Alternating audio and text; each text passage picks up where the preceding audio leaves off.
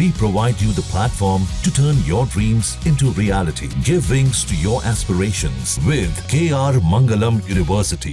4 राज्यों की 5 विधानसभा सीटों पर हुए उपचुनाव के नतीजे आने के बाद कांग्रेस पार्टी में घमासान देखने को मिल रहा है। गुजरात और पंजाब में हार के बाद कांग्रेस पार्टी में इस्तीफों का दौर शुरू हो गया है। हार के बाद दोनों राज्यों के कांग्रेस अध्यक्षों ने इस्तीफा दे दिया है। जानकारों की माने तो कांग्रेस में गुटबाजी के चलते उपचुनाव में कई नेताओं ने प्रचार से दूरी बनाई, जिसके चलते जनता ने कांग्रेस से ज्यादा भरोसा दूसरे दलों पर जताया। बता दें कि 19 जून को 4 राज्यों की 5 विधानसभा सीटों पर हुए उपचुनाव के नतीजे 23 जून को आए, जिसमें कांग्रेस पार्टी पंजाब, गुजरात और पश्चिम बंगाल में एक भी सीट नहीं जीत सकी। गुजरात में 2 सीटों पर विधानसभा के उपचुनाव हुए थे, तो वहीं पश्चिम बंगाल और पंजाब में एक सीट पर चुनाव हुआ था। हालांकि केरल में पार्टी अपने गठबंधन यूनाइटेड डेमोक्रेटिक फ्रंट के चलते सीट निकालने पर कामयाब जरूर रही, लेकिन गुजरात और पंजाब में प्रमुख विपक्षी दल कांग्रेस का 3 में से एक भी सीट पर नहीं जीत पाना पार्टी कैडर को ही नहीं, आला नेताओं को भी गवारा नहीं गुजर रहा। पंजाब और गुजरात के उपचुनाव में जीत का दावा करने वाली कांग्रेस के लिए नतीजे बड़े झटके की तरफ माने जा रहे हैं। गुजरात की 2 सीटों पर हुए चुनाव में कांग्रेस एक सीट पर तीसरे नंबर पर और एक सीट पर दूसरे नंबर पर रही। गुजरात की विसावदर सीट पर कांग्रेस प्रत्याशी को मात्र 5000 वोट मिले और तीसरे नंबर पर रहे, जबकि गोपाल इटालिया को करीब 78000 और बीजेपी प्रत्याशी कीर्ति पटेल को 58000 वोट मिले।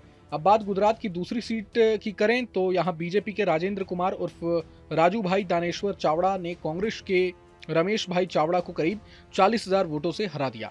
राज्य की दोनों सीटों पर कांग्रेस की बुरी तरह हार के बाद गुजरात कांग्रेस के अध्यक्ष शक्ति सिंह गोहिल ने इसकी नैतिक जिम्मेदारी लेते हुए पद से इस्तीफा दे दिया। गोहिल ने कहा कि हार की जिम्मेदारी स्वीकार करते हुए मैंने नैतिकता के आधार पर अपना इस्तीफा कांग्रेस अध्यक्ष खड़गे जी को भेज दिया है। सुनिए।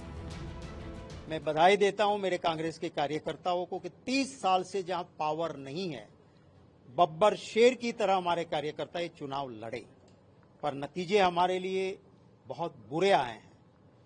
कांग्रेस पार्टी में मॉरल रिस्पॉन्सिबिलिटी नाम का एक परंपरा रही है। मैं अध्यक्ष हूं और जब नतीजे ठीक नहीं आए तो मॉरली मुझे रिस्पॉन्सिबिलिटी लेनी चाहिए, ये मानते हुए हमारे कांग्रेस पार्टी के राष्ट्रीय अध्यक्ष खड़गे साहब को मैंने मेरा इस्तीफा भेजा है और आज से ही हमारे जनरल सेक्रेटरी ऑर्गेनाइजेशन को जब तक नए अध्यक्ष ना अपॉइंट हो तब तक दिन ब दिन का काम देखने के लिए उनको जिम्मेवारी दी हुई है।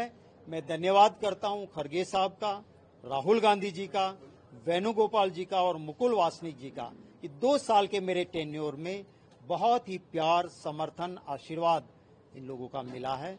इसके लिए मैं इनका धन्यवाद करता हूं। राजनीतिक जानकारों की माने तो गुजरात कांग्रेस में गुटबाजी हावी है। यहां शक्ति सिंह गोहिल के समर्थक नेताओं कार्यकर्ताओं का अपना गुट है, वहीं पूर्व सीएम माधव सिंह सोलंकी के समर्थकों का अपना, जिनके पुत्र भरत सिंह सोलंकी गुजरात कांग्रेस के पूर्व अध्यक्ष हैं। इनके अलावा स्वर्गीय अहमद पटेल के समर्थक नेताओं का अपना धड़ा है। इन 3 प्रमुख गुटों के अलावा भी गुजरात में पार्टी कई छोटे छोटे गुटों में बटी हुई है। बीजेपी को गुजरात में हराने की बात संसद में कहने वाले लोकसभा में विपक्ष के नेता राहुल गांधी आम चुनाव के बाद 3 बार गुजरात का दौरा कर चुके हैं, लेकिन नेताओं के आपसी झगड़े सुलझाने में पार्टी को उतनी सफलता नहीं मिल सकी है। विसावदर और कड़ी विधानसभा सीट के उपचुनाव में पार्टी के प्रचार पर भी इसका असर दिखा है। कांग्रेस पार्टी के लिए गुजरात के अलावा एक इस्तीफा पंजाब से भी आया। लुधियाना वेस्ट विधानसभा सीट के उपचुनाव में कांग्रेस के उम्मीदवार रहे भरत भूषण आशु ने नतीजे आने के बाद कुछ घंटों के बाद ही पंजाब कांग्रेस के कार्यकारी अध्यक्ष पद से इस्तीफे की घोषणा कर दी। ऐसा बताया जा रहा है कि आशु ने पंजाब कांग्रेस के कार्यकारी अध्यक्ष के पद से इस्तीफा दे दिया है। उन्होंने ये भी कहा कि अपने चुनाव प्रचार के लिए पार्टी नेतृत्व से अपनी चुनी हुई टीम मांगी थी। आशु ने कहा कि हमने और हमारी टीम ने अपनी पूरी क्षमता से चुनाव लड़ा, लेकिन हार हुई। यहां गौर करने वाली बात यह है कि भारत भूषण आशु ने लुधियाना वेस्ट विधानसभा सीट के उपचुनाव में कांग्रेस की हार की जिम्मेदारी लेते हुए इस्तीफा दिया है, लेकिन क्या वजह? बस हार ही है। राजनीतिक जानकारों की माने तो भारत भूषण आशु के इस्तीफे के पीछे गुटबाजी और पंजाब में हार के बाद पार्टी पर कमजोर पड़ी पकड़ को भी माना जा सकता है। भारत भूषण आशु पंजाब कांग्रेस के पुराने चेहरों में से एक है। आशु की पंजाब कांग्रेस के अध्यक्ष अमरिंदर सिंह राजा वड़िंग के साथ बिल्कुल भी नहीं बनती। पंजाब विधानसभा में विपक्ष के नेता प्रताप सिंह बाजवा के साथ भी उनकी ट्यूनिंग ठीक नहीं है।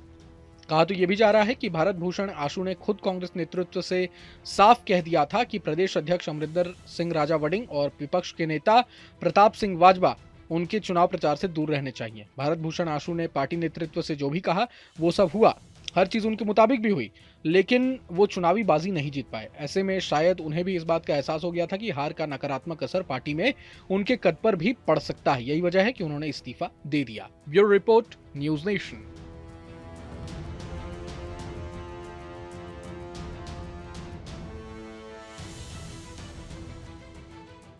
जहाँ भक्ति है हर शब्द में, कथाओं में छुपे हैं दिव्य रहस्य और ज्योतिष देता है जीवन को दिशा। धर्म से जुड़ी हर बातों को जानने के लिए हमारे चैनल स्तुति को सब्सक्राइब करें।